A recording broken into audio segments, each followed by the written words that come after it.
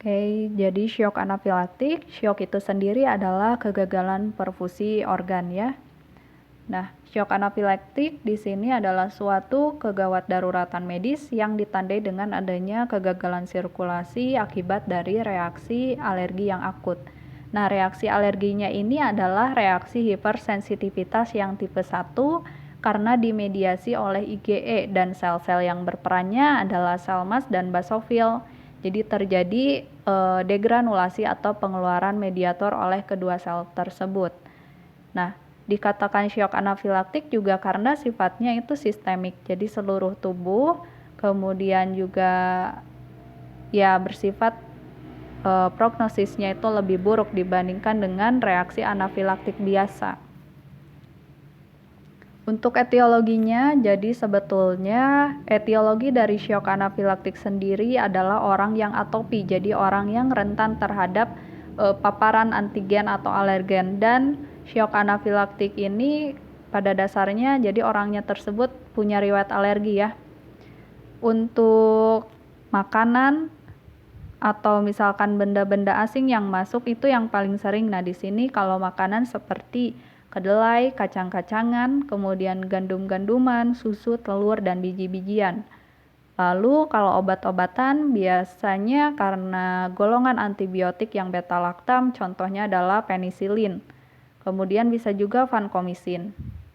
Lalu untuk yang lainnya seperti gigitan serangga, kemudian dari jamur, debu, lateks, lalu vaksin, kontras radiografi, dan juga serbuk bunga. Nah, untuk patofisiologinya, karena tadi yang dimediasi oleh IgE ya berarti reaksi hipersensitivitas yang tipe 1 atau tipe cepat.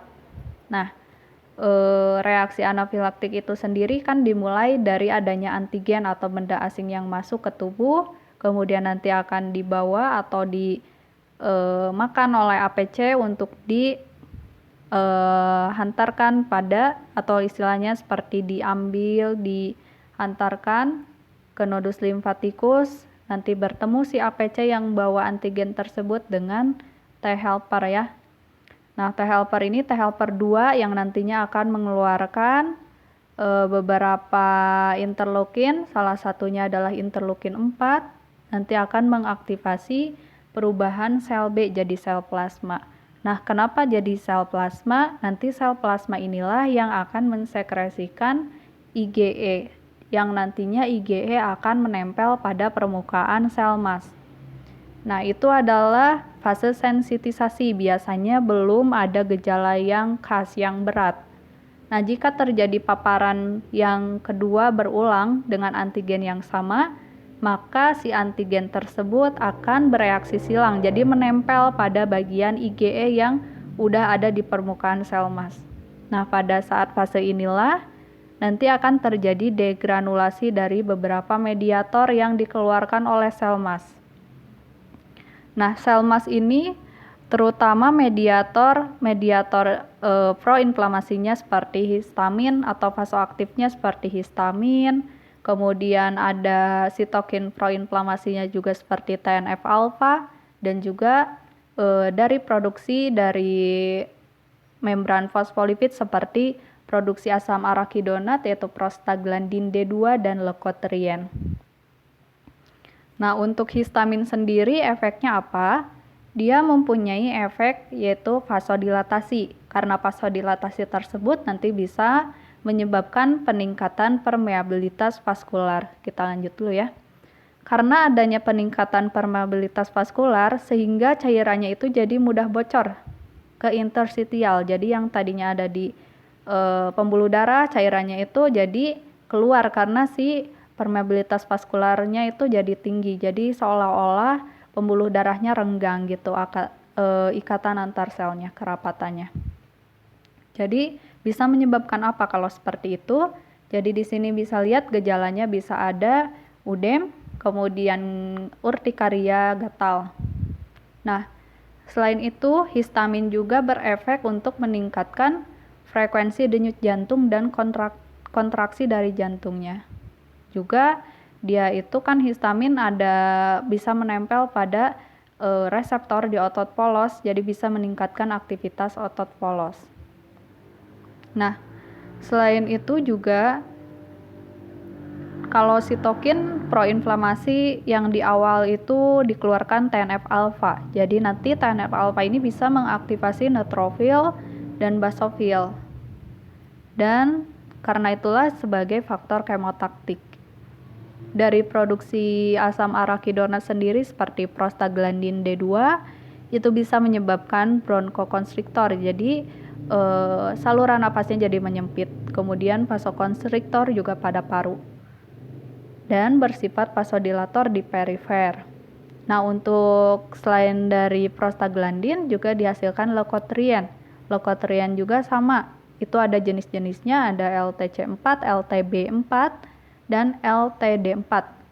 Nah, LTC4 dan juga LTD4 ini bisa menyebabkan peningkatan permeabilitas vaskular dan bersifat bronkokonstriktor.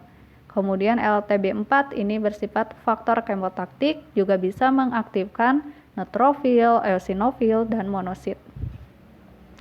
Nah, ini gejalanya berdasarkan klinis ya, berdasarkan sistemnya. Kalau misalkan di sistem integumen atau kulit dan mata nanti ada flushing, kemudian urtikaria, gatal, udem konjungtiva. Kemudian di sistem syaraf biasanya berkaitan dengan hipotensi, jadi bisa ada nyeri kepala, cemas, bingung, sampai kehilangan kesadaran. Kemudian di sistem respirasi atau pernafasan bisa ada kongesti nasal atau hidungnya tersumbat, rhinore, kemudian nafas pendek, wheezing, kemudian nyeri saat menelan, batuk, bengkak di lidah. Di sistem kardiovaskuler bisa ada peningkatan denyut jantung dan tekanan darahnya turun. Untuk diagnosis dari shock anafilaktik sendiri, itu onsetnya akut, jadi timbulnya beberapa menit ya, bisa juga sampai jam. Dan ada keterlibatan kulit dan mukosa. Jadi contohnya seperti urtikaria, gatal-gatal gitu ya, merah-merah badannya karena sifatnya sistemik, disertai dengan gangguan pernafasan dan tekanan darah turun, juga ada gangguan fungsi organ. Dan adanya bukti paparan alergen pada kulit maupun pada mukosa. Kemudian tekanan darahnya tadi turun ya, seperti itu.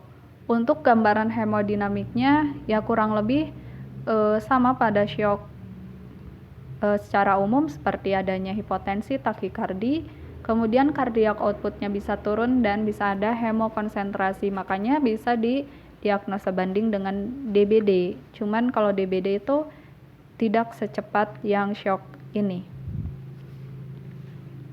Oke. Nah, ini ada alur untuk mengatasi shock anafilaktik. Karena shock anafilaktik ini kan sangat cepat, jadi harus cepat pula penanganannya. Jadi yang pertama, apakah ada tanda-tanda reaksi anafilaksis? Jadi cek dari jalan nafas, pernafasannya bagaimana, sirkulasi bagaimana, kemudian juga paparannya gimana ya, apakah ada atau tidak. Kemudian untuk menentukan diagnosanya dengan dari onsetnya. Biasanya kan akut tadi dari hanya beberapa menit sudah menimbulkan gejala. Kemudian apakah ada masalah pada jalan nafasnya atau pernafasan sirkulasi. Kalau dari jalan nafas bisa terlihat apakah ada bengkak di jalan nafasnya, serak atau ada stridor seperti ngorok gitu. Kemudian pada pernapasannya apakah pernapasannya polanya jadi cepat, apakah ada wheezing, lelah, cyanosis, kemudian apakah saturasi oksigennya menurun kurang dari 92%, terus juga dari kesadarannya dinilai apakah ada bingung.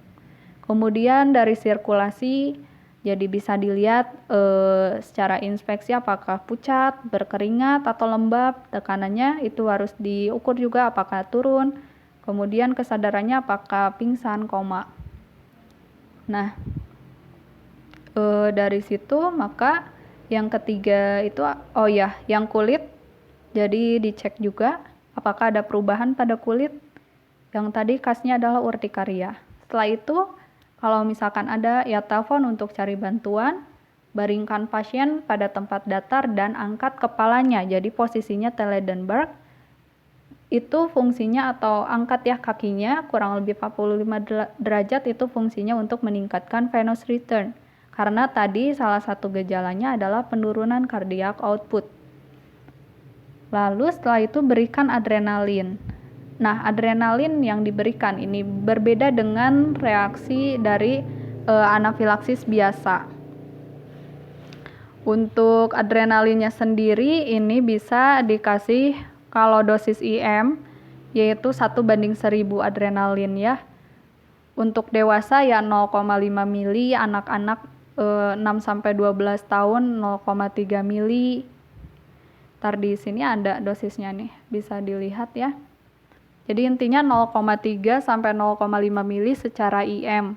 Kalau misalkan masih tidak mempan, ulangi lagi 5 menit. Nah, untuk secara IV itu tidak dianjurkan. Kenapa? Karena IV itu sulit untuk mencari pembuluh darahnya, sedangkan ini kondisinya sedang gawat darurat gitu ya, harus segera diatasi.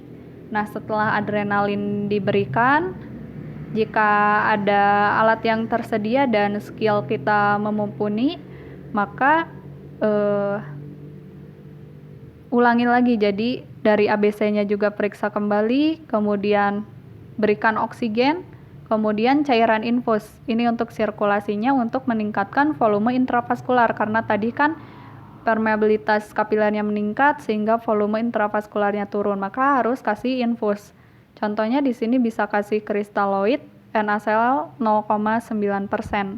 Untuk dewasa biasanya 500 sampai 1000 mili, untuk anak-anak 20 mili per kilogram berat badan. Perlu juga kita ketahui apakah memang si reaksi shock anafilaktik ini bisa muncul karena koloid, maka harus di stop ya koloidnya. Kemudian setelah kasih ABC, dinilai ABC-nya, lalu bisa dikasih antihistamin. Nah, di sini dosisnya ada yang klorfenamin itu adalah antihistamin, kemudian berikan juga steroid. Ya, seperti itu sih untuk shock anafilaktik. Kemudian setelah kasih obat-obatan juga bisa monitor yang lainnya seperti saturasi oksigen, EKG, dan tekanan darah.